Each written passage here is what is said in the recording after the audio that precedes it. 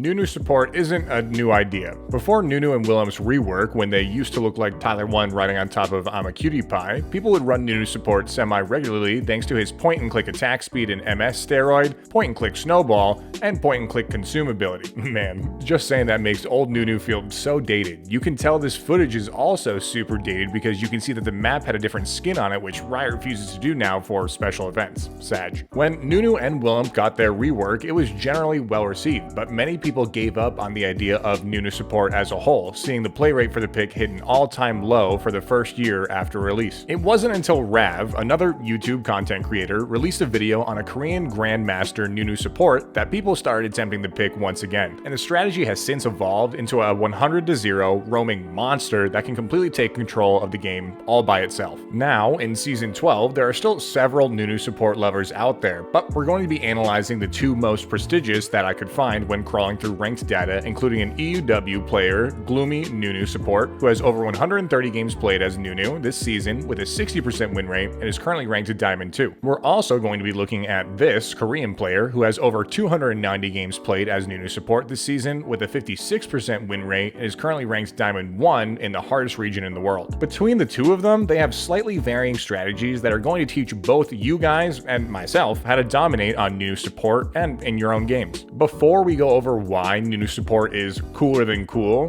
we first have to talk about why you don't see people picking him very often. For one, Nunu is meant to be a jungler, meaning that you're going to be restricted by the amount of income you're getting in comparison. Also, as a laner, you offer very little for your ADC, especially now that your attack speed steroid is attached to your passive. Nunu Support is squishy, and since your main tool is your snowball, you'll regularly be putting yourself right in the center of danger. And finally, and most importantly, Nunu is known to be very sensitive, so being paired with sensitive ADCs will make for a difficult laning phase for you. But even with all of these potential problems, our players have found a way to make it work.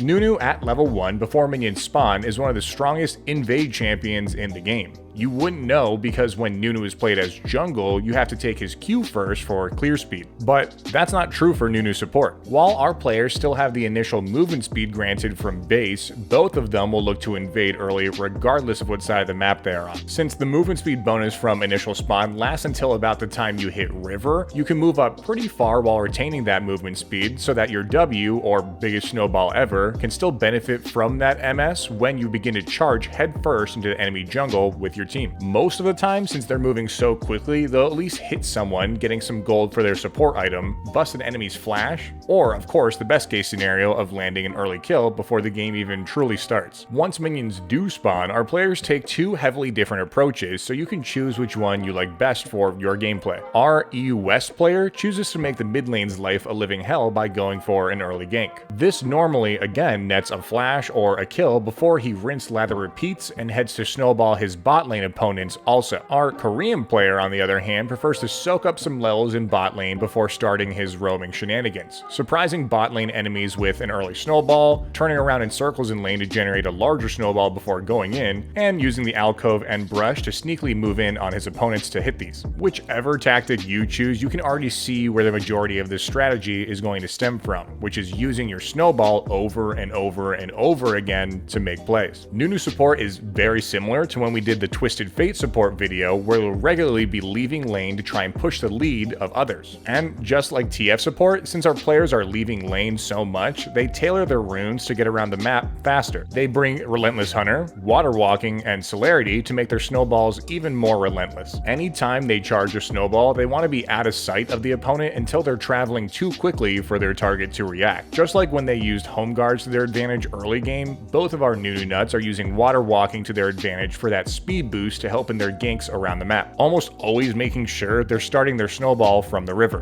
Both of the players that we're analyzing today are experts at piloting their snowballs around the map and through tight corners. If you haven't played much Nunu, it would definitely be worth it to take him into practice tool first to see what's possible. Even these Nunu pros aren't perfect and mess up their snowballs sometimes, even with all of that experience. More important than starting your snowballs from river though, is making sure that scuttles are always secured for your team. And thanks to Nunu's Q or consume, it's pretty easy for you to do that. Don't worry about your jungler being nearby to grab it. You having Scuttle constantly is important to make your snowball ganks even more potent and speedy. Both of our players will often stand on Scuttle pads while surveying the map in hopes to find a nearby play to move in on. With all of these factors in mind, it's time for them to use that snowball speed to kick up the tempo of the game by going to mid and top as much as possible. Nunu, just like Rivershen, barely stays in his lane. Our players lean their potent roams to the side of the map that there is an available objective on, like Dragon or Rift Herald. And after they complete a successful gank, they'll normally go to that objective with their junglers to secure it. Thanks to both of our players maxing Q first, they can take these objectives quicker than any other support while also tanking it and basically taking no damage. After securing one of these objectives, they'll,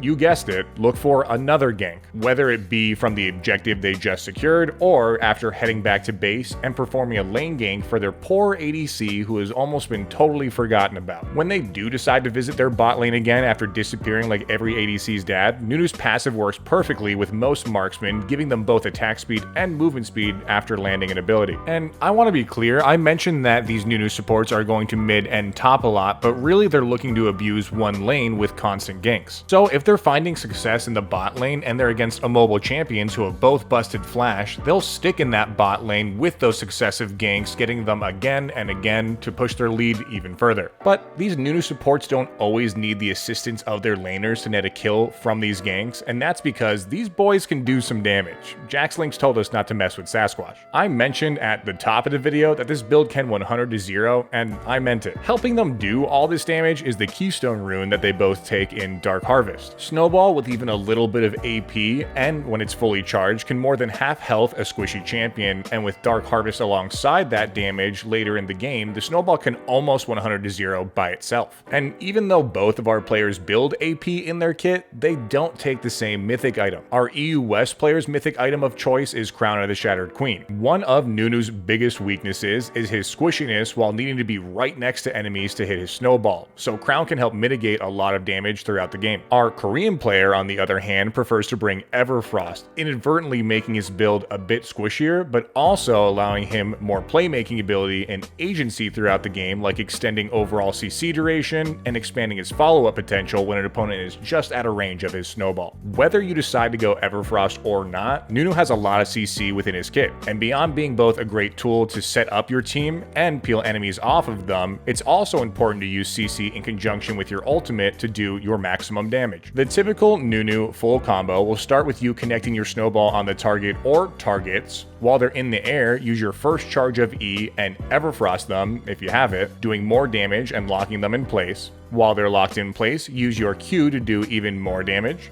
Land your last charges of E, which will then snare the target after a short delay. And just before that snare activates, you want to start charging your ultimate to be able to charge it up as much as possible before letting it rip to completely devastate the enemies caught within it. Once mid-game rolls around, our players continue to do the same thing that they've been doing since around minute 5, rolling their snowballs around the map to make plays, helping accelerate the game by grabbing objectives, and stealing enemy jungle camps as well. I think this is a good spot to mention as well that while Nunu is deceptively squishy for the enemy team who's going to try to jump on you because you're a support, can easily sustain his health by landing multiple Qs throughout a fight. By baiting enemies into trying to attack them and consuming while they're below half health, they can get a huge burst of healing that can then extend trades and net some extra kills. This will be important to take note of in team fights where you'll either want to be the one starting the team fights with your snowball or joining slightly later from far away to surprise and nuke down an opponent. The combo we just talked about comes heavily into play here, but more importantly than just brainlessly using that combo as soon as you hit a snowball, our players make sure they're not in danger of getting their ultimates cancelled, making sure enemies' crowd control abilities have already been used before placing themselves in the middle of a fight and beginning to channel. A well-timed and placed ultimate can completely take someone or some people out of the fight, so hunt for these opportunities to carry your own team to victory.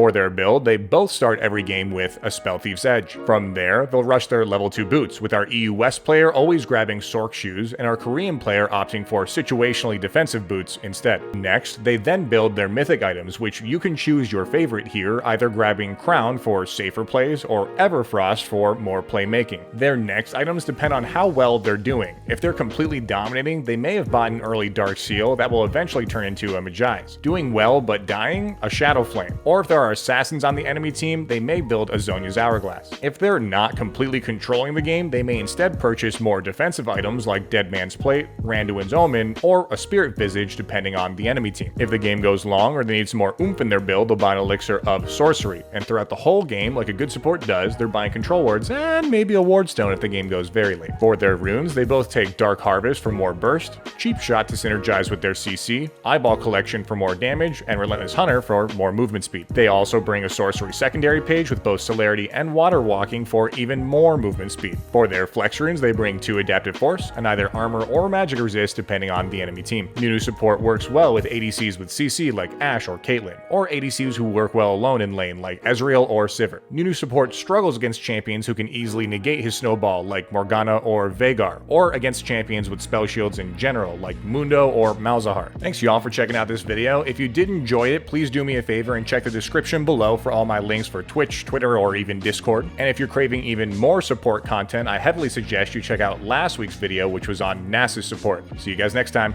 Peace.